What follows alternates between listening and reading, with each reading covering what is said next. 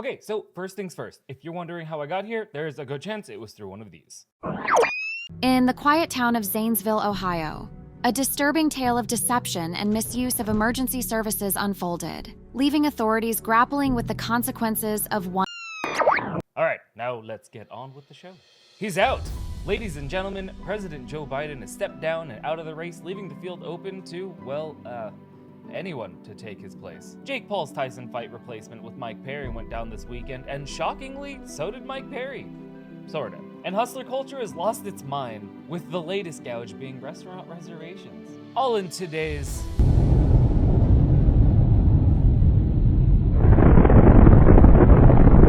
episode of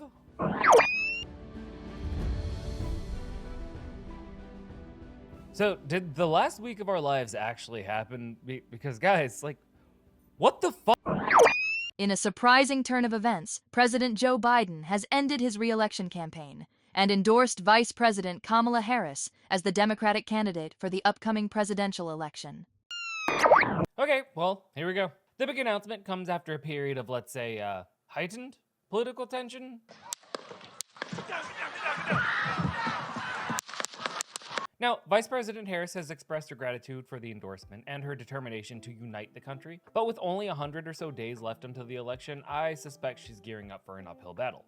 While his endorsement doesn't automatically guarantee Harris the nomination, that'll likely happen at the Democratic National Convention in August. It does beg the question, how might she perform against Donald Trump in November? Well, if we're looking at right now, one poll revealed that an overwhelming majority of Democrats approved of Harris replacing Biden even before he officially ended his re-election campaign. An Economist YouGov survey found that 79% of Democrats would support Harris as the party's nominee, and roughly 28% said Harris was more likely than Biden to defeat Trump. Then a CBS News poll conducted last week showed Trump had a slight edge over Harris, leading by 3 points, about 51% to 48% in a hypothetical matchup. Meanwhile, in the same survey, Trump was leading Biden by about 5 points, 52% to 47%.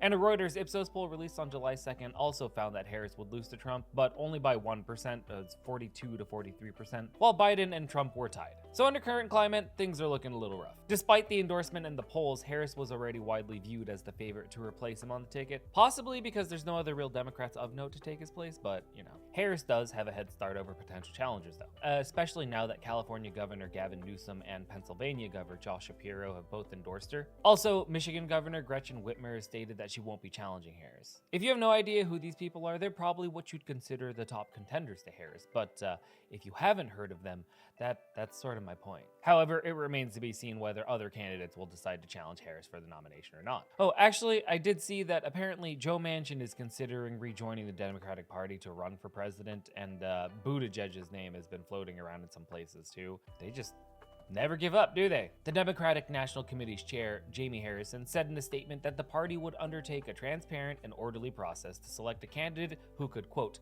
defeat Trump in November. Meanwhile, Trump's over here surging in the polls and has already been confirmed as the Republican nominee just a few days after the assassination attempt. Interestingly, Biden's decision was a surprise even to senior White House staff and campaign officials, who were informed just moments before the public announcement. Despite the suddenness, prominent Democrats, including former President Obama, Senate Leader Chuck Schumer, and former House Speaker Nancy Pelosi, praised Biden's decision and endorsed Harris as well. Now, Trump's camp is already launching attacks, claiming Harris is merely a continuation of Biden's alleged failings and that any candidate from the Democrats would just be more of the same. Sort of like how they said Biden would just be another continuation of Obama. Now, Biden's withdrawal is being seen as a response to the mounting pressure after several public gaffes. You know the ones. Calling President Zelensky President Putin, referring to Harris as Vice President Trump. His debate performance coupled with these missteps intensified scrutiny and likely influenced his decision to step down. Now, all eyes are on the Democratic National Convention in August, where the official nomination will be decided. Until then, the political landscape remains in flux, with both parties gearing up for a pretty high-stakes election. So buckle up, because it's already here, people. In lieu of Jake Paul's fight with Mike Tyson, Paul took to the ring with MMA fighter Mike Perry on Saturday, July 20th. Despite Perry's strong record in BKFC, Paul emerged victorious. Here's what happened in their bout.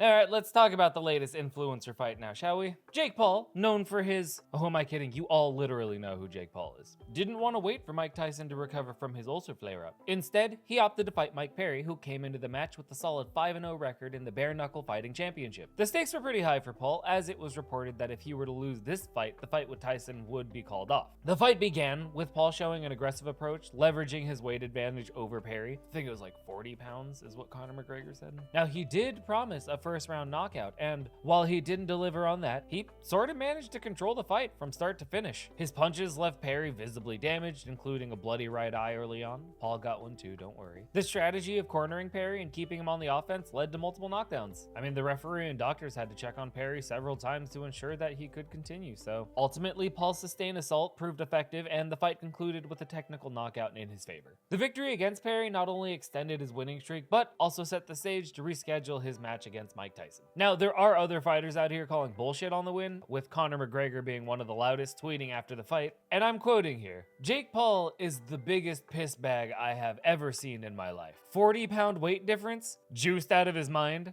Which actually is a pretty serious accusation.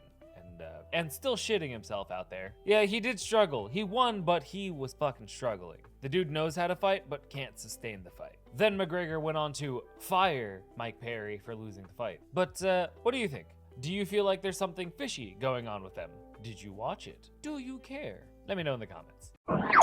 Restaurants across the country are facing a major issue with third-party services using bots to snag reservations, which are then resold at high prices.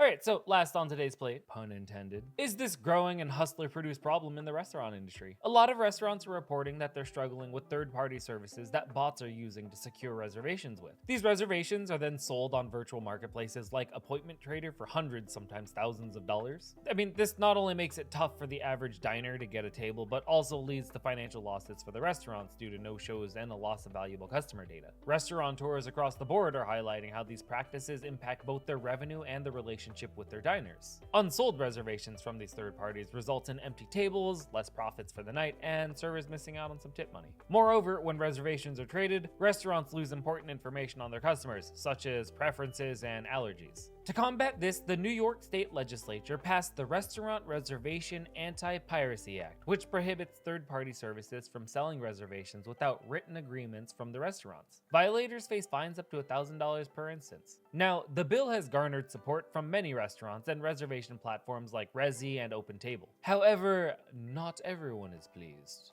They never are. Jonas Frey, the founder of Appointment Trader, argues that the bill goes against the principles of a free market. He claims that platforms like Appointment Trader emerged in response to existing reservation systems that favored certain credit card holders, making it difficult for regular diners to secure reservations altogether. Frey also points out that companies like American Express and Visa have partnerships with reservation sites that provide exclusive access to card holders, exacerbating the issues. As the bill awaits the governor's official signature, restaurants and reservation sites are trying to step up their efforts to fight the bot reservations. Some places are just canceling reservations upon detection, using factors like inactive phone numbers, invalid emails, and multiple bookings from the same account in their efforts. Some establishments are implementing penalties for no-shows, such as a $50 fee per guest. Others require a non-refundable deposit when making the reservation, which will be applied to the final bill. Ultimately, the battle over restaurant reservations will continue, and honestly, I expect to see this type of issue and behavior popping up in more industries from now on. I mean, if you can remember over COVID, we definitely had the same problem with gaming consoles and graphics cards. So never kid yourself, the hustlers will always find a new play toy to gouge you and me over. Till then, we're just gonna have to get creative on how we can beat these people at their own game. And on that piece of history coming through, I am going to call it. If you made it all the way to the end, first off, thanks bud. Now do me one more solid and hit that like button. Okay, now I'm gonna make some waffles. Oh, hi. Yeah, the office is gone. Oh my god, he has a house. And a dog. Look at Charles. Say hi. Charles, say hi. Not. Anyways, Alice got an upgrade. And I don't know, you tell me if you like her voice or not. She's a little sensitive though, so